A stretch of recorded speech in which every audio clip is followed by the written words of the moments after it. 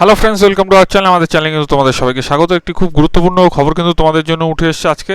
দেখুন, এবার শুরু অস্থায়ী হোমগার্ড নিয়োগের দুর্নীতির অনুসন্ধান। তো এই খবরটি কিন্তু প্রকাশিত হয়েছে বর্তমানে, তোমরা দেখতেই পাচ্ছ আজকের ডেটে 3 জুলাই 2026-এ। তো দেখে নিন পুরো ব্যাপারটা কি। তো সিভিকদের টোটাল দেখো এখানে কি লিখেছে। সিভিক ভলেন্টিয়ারের পর এবার শুরু হলো অস্থায়ী হোমগার্ড অর্থাৎ টিএইচজি ঝাড়াই বাছাই পর্ব। বিভিন্ন জেলা তাদের সম্পর্কে ইতিমধ্যে বিস্তারিত রিপোর্ট দিয়েছে রাজ্য পুলিশের ট্রাফিক দপ্তরে। রিপোর্টে থাকছে তাদের নিয়োগ প্রক্রিয়া, কোথায় কোন প্রজেক্টে তাদের ডিউটি করেছেন এবং বিভিন্ন বিষয় খুঁটিনাটি। তার ভিত্তিতে ভুয়ো কর্মীদের চিহ্নিত করা হবে। নিয়োগের সময় তাদের শিক্ষাগত যোগ্যতা ও শারীরিক মাপঝোপ যথা নিয়মে করা হয়েছিল কিনা তা যাচাই করা হবে। তাও পূর্বতন জামানায় সিভিকের পাশাপাশি সব জেলায় অস্থায়ী হোমগার্ডদের নিয়োগ করা হয়। সেতু তৈরি, রাস্তাঘাট সংস্কার, দুর্গাপুজোর ভিড় সামলানো প্রভৃতি সময় ট্রাফিক নিয়ন্ত্রণের ডিউটি দেওয়া হয় তাদের। পূর্বতন জামানায় টিএইচজি নিয়োগ নিয়ে প্রশ্ন উঠেছিল নয়া জামানায়।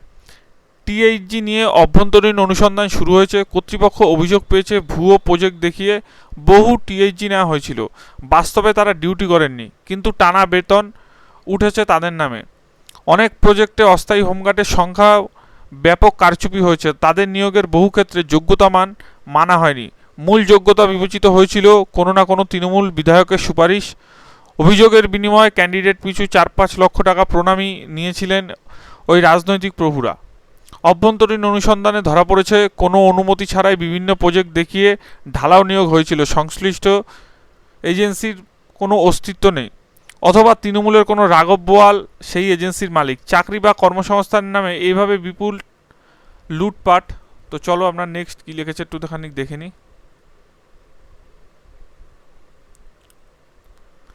চলেছে বিগত জামানায় এজন্য জেলাগুলির কাছে টিএইচজি সংক্রান্ত খতিয়ান চেয়েছিল রাজ্য পুলিশের ট্রাফিক দপ্তর।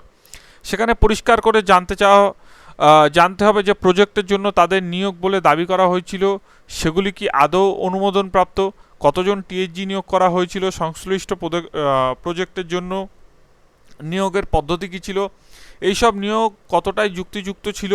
দুর্নীতি চিহ্নিত করার ক্ষেত্রে জেলাগুলির রিপোর্টকে বিশেষ গুরুত্ব দেবে রাজ্য পুলিশ। কাজটি গুরুত্ব সহকারে শুরু হয়েছে বলেই খবর। আরও খবর পাওয়া যাচ্ছে অস্থায়ী হোমগার্ডদের শিক্ষাগত যোগ্যতা ও শারীরিক মাপঝোপ ফের যাচাই করা হবে। এক্ষেত্রে তারা পরীক্ষায় যারা উত্তীর্ণ হবেন না তাদের ছাঁটাইয়ের আশঙ্কা উড়িয়ে দেওয়া যায় না। তো গুরুত্বপূর্ণ ভিডিওটি কিন্তু আজকে ভিডিও বলছি কেন, গুরুত্বপূর্ণ খবরটা কিন্তু আজকে পাবলিশ হয়েছে বর্তমান পেপারে। তো এটা কিন্তু বোঝা যাচ্ছে যে সিভিকদের যেভাবে নিয়োগ কিছুটা ক্ষেত্রে হয়েছিল সেরকম কিন্তু এখানেও সেরকমভাবেই হয়েছে বলেই কিছুটা দেখানো হচ্ছে। ঠিক আছে, তো যাই হোক, এবার কি হবে না হবে সেটা তো সংশ্লিষ্ট দপ্তর এবং তারা দেখবে। এবং আরেকটি কথা যে এক্ষেত্রে বোঝা যাচ্ছে যেরকম ঝাড়াই বাছাই সব ক্ষেত্রে হচ্ছে সিভিকদের ক্ষেত্রে, সেরকম কিন্তু ঝাড়াই বাছাই এবার টিএইচজির ক্ষেত্রেও কিন্তু হবে, এটা কিন্তু বোঝাই যাচ্ছে। এবং তাদের শিক্ষাগত যোগ্যতা কী ছিল না ছিল সেগুলোও কিন্তু দেখা হবে। টোটালটাই কিন্তু সরকার এবার দেখবে।